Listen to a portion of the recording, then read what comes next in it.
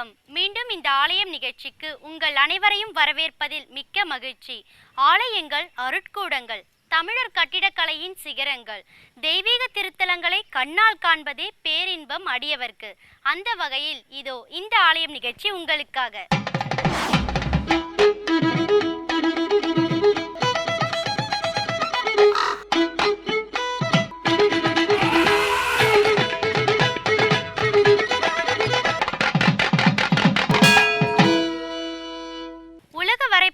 இந்திய துணைக்கண்டமே புண்ணிய பூமியாக சிறப்பிக்கப்படுகிறது. அதிலும் தென்னகமே ஞான பூமியாக கருதப்படுகிறது. இங்கேதான் ஏராளமான கோவில்கள், ஏராளமான ஞானாசிரியர்கள், ஏராளமான தெய்வ திருவிளையாடல்கள். ஒவ்வொரு கோவிலுக்கும் ஒவ்வொரு சிறப்பு. அவற்றை பார்க்கும் வகையில் இன்றைய நிகழ்ச்சியில் என்ன ஆலயம், என்ன சிறப்பு என்று பார்ப்போமா?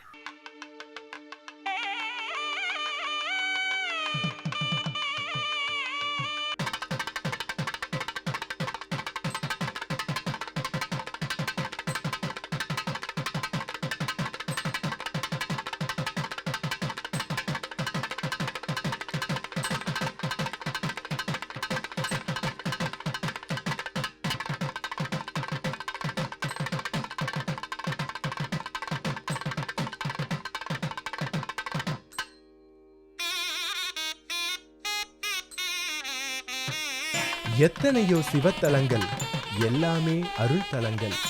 அப்படி ஓர் அற்புத திருத்தலமே இந்த அலங்காரவல்லி உடனுறை முத்தீஸ்வரர் திருக்கோயில். சென்னையிலிருந்து பெங்களூரு செல்லும் நெடுஞ்சாலையில் 100 கிலோமீட்டர் தொலைவில் இருக்கும் ஊரே காவேரி பாக்கம். இந்த சின்னஞ்சிறிய ஊரில் வடகிழக்கு மூலையான ஈசான மூலையில் இந்த சிவ திருக்கோயில் அமைந்திருக்கிறது. 7ஆம் நூற்றாண்டில் 18ஆம் பல்லவ மன்னனால் கட்டப்பட்ட இந்த திருக்கோயிலின் பழமையான வரலாறும் சிறப்பும் தமிழர்களின் பெருமையை பறைசாற்றிக் கொண்டிருக்கின்றன. சுயம்பு மூர்த்தியாக இத்திருத்தலத்தில் தான் தோன்றிய சிவபெருமானை அகத்தியர் உள்ளிட்ட பலர் வணங்கி வழிபட்டு பேறு பெற்றுள்ளனர்.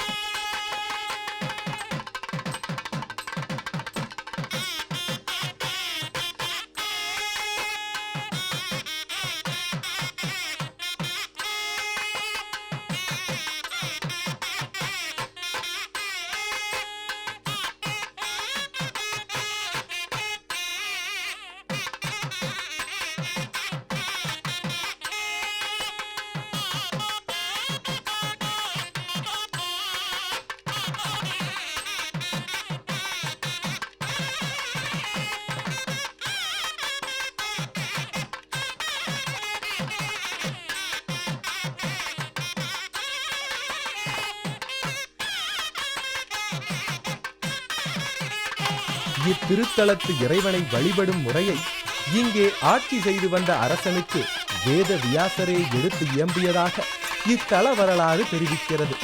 காவேரி பாக்கத்தில் எழுந்தருளி இருக்கும் இறைவனின் திருநாமம் முத்தீஸ்வரர் என்பதாகும். அருளாலே ஆட்சி நடத்தும் இறைவியின் திருநாமம் அலங்காரவல்லி என்பதாகும்.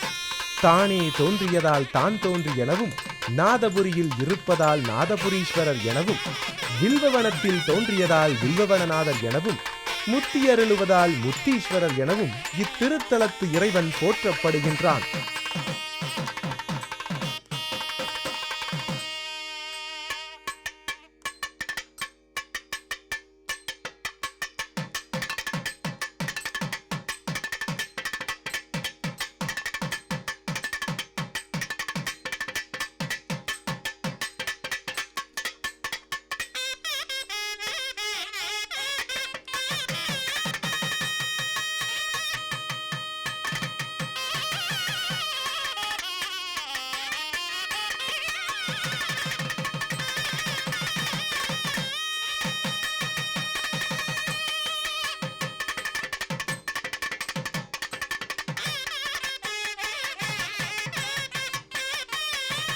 இச்சா சக்தி, கிரியா சக்தி, ஞான சக்தி எனும் 3 சக்திகளின் கூட்டாக ஒரே சக்தியாக, பராசக்தியாக அம்மை அலங்காரவல்லி அருள்பாலிக்கிறாள்.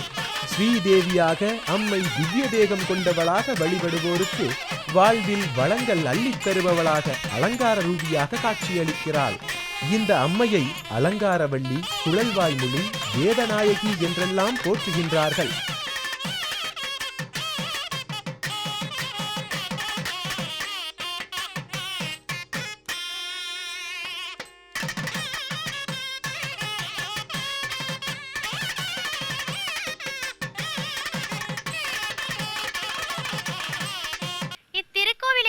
என்னென்ன தகவல்கள் நமக்காக காத்திருக்கிறது என்பதை காணலாம் வாருங்கள்.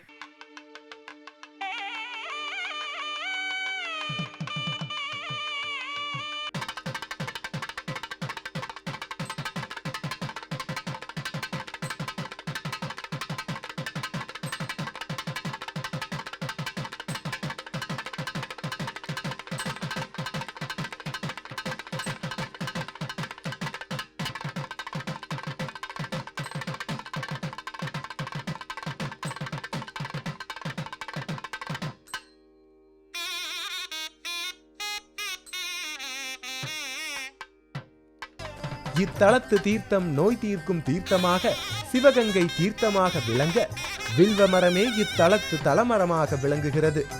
நந்தி எம்பெருமான் ராகுகேது வழிபட்ட இத்திருத்தலத்து இறைவனை வணங்கினால் ராகுகேதுவினால் ஏற்பட்ட தடைகள் நீங்கும் என்று தலபுராணம் தெரிவிக்கின்றது. குருவாகி இறைவனே இத்தலத்தில் நவகிரகங்களுக்கு வேதத்தின் பொருளை விளக்கியதை எடுத்துக்காட்டும் வகையில் இங்கே நவகிரகங்கள் வேத பொருளை உன்னிப்பாக கவனிக்கும் வகையில் உள்ளன.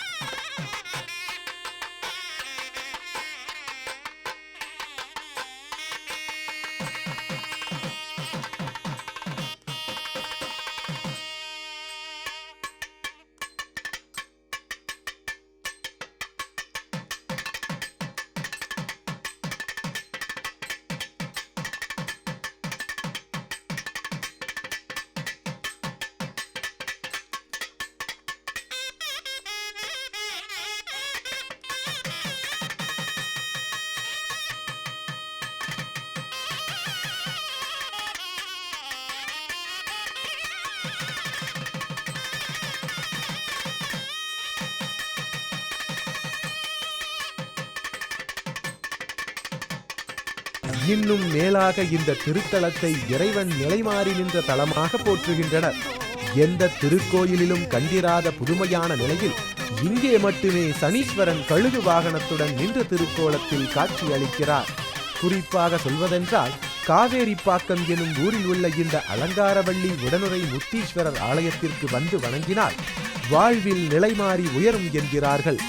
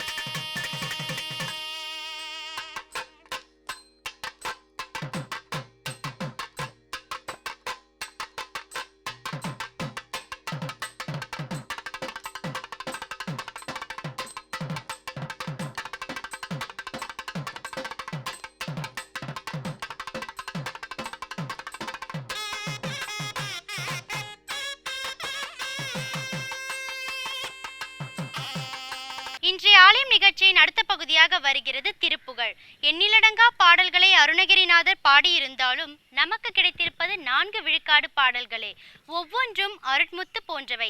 இனி இன்றைய பகுதியில் என்ன பாடல், என்ன விளக்கம் என்று பார்ப்போமா? எல்லோரும் இன்புற்றிருக்க நினைப்பதுவே அல்லாமல் வேறொன்று அறியேன் பராபரமே. தன்னன் தனி நின்றது தான்கரிய எனும் அருணகிரிநாத சுவாமிகளின் கந்தர் அனுபூதி பாடல்.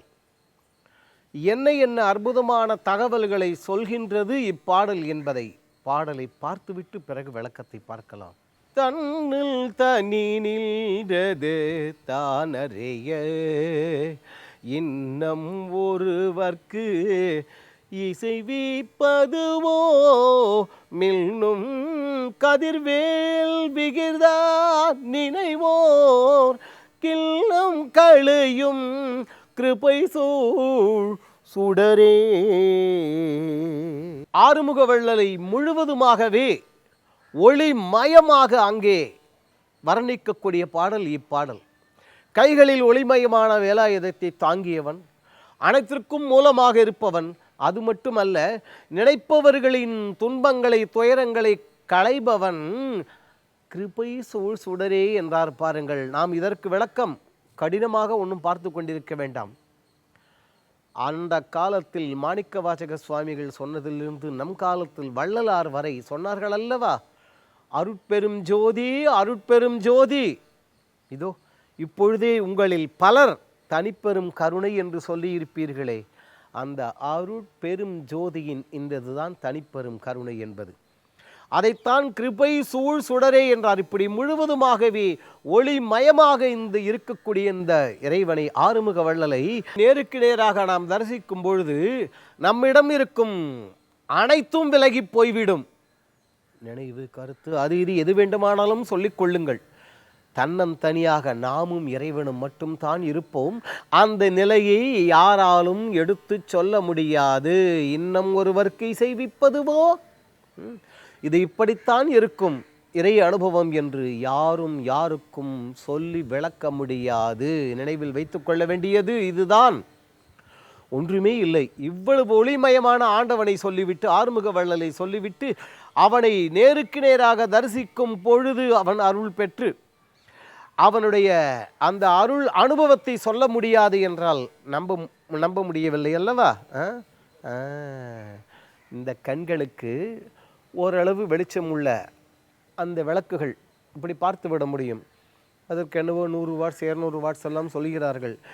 அந்த 200 வாட்ஸ் உள்ள சக்தியை பார்ப்பதற்கு சற்று கண்களை குறுக்கி கொள்ள வேண்டியதாக இருக்கிறது. அதே அங்கே அந்த ஒளி வெள்ளம் அதிகரிக்க அதிகரிக்க நாம் கண்களை சிறிது சிறிதாக மூடிக்கொள்ள வேண்டும். அந்த ஒளி வெள்ளம் அளவிட முடியாத அளவு இருந்தால் கண்கள் தானே மூடிக்கொண்டு விடும். அவ்வளவுதான். இந்த ஒளி வெள்ளத்திற்கே இப்படி இருக்கிறதே. 1000 கோடி சூரியன் ஒரே நேரத்தில் உதித்தால் எப்படி இருக்குமோ அப்படி இருப்பானாம் அந்த ஆறுமுக வள்ளல். இப்பொழுது தெரிகின்றதா? அவனை நேருக்கு நேராக தரிசித்த அனுபவத்தை எடுத்து சொல்ல முடியாதைத்தான் கண்டவர் விண்டிலர் விண்டவர் கண்டிலர் என்று சொன்னார்கள். இன்னொரு விதமாக, இன்னும் எளிமையாக நாம் பார்த்தால், நாம் தான் உண்கின்றோம் லட்டு, ஜிலேபி, காஜு கத்திலி, என்னெல்லாமோ இனிப்பு இலவசமாக தான்.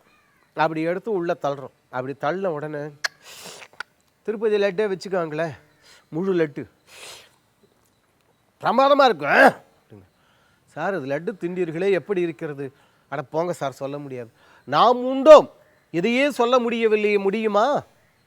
அதன் காரணமாகத்தான் இறை அனுபவம் என்பது நாம் அனுபவத்தில் கொண்டு வந்து அனுபவிக்க வேண்டியது என்று அருணகிரிநாதர் பாடலில் நமக்கு உணர்த்துகின்றார். அந்த ஆறுமுக வள்ளல் நம் எல்லோருடைய உள்ளங்களிலும் இல்லங்களிலும் எழுந்தருளியிருந்து தன்னை அனுபவிக்கும் உணரும் அந்த ஞான அனுபவத்தை நமக்கு அருள வேண்டும். எல்லா விதமான மங்களங்களையும் அருள வேண்டும் என்று வேண்டுவோம். அவன் அருள்வான். என்ன நேயர்களே, இன்றைய நிகழ்ச்சியில் இடம்பெற்ற கருத்துக்களும் காட்சிகளும் உங்களை நல்வழிப்படுத்தும் விதமாக அமைந்திருக்கும் என்று நம்புகிறோம். இந்நிகழ்ச்சி குறித்த உங்கள் கருத்துக்களை எங்களுக்கு தெரியப்படுத்துங்கள். மீண்டும் வேறொரு ஆலயம் நிகழ்ச்சியில் உங்களை சந்திக்கும் வரை உங்களிடமிருந்து விடை பெறுவது சரண்யா. நன்றி, வணக்கம்.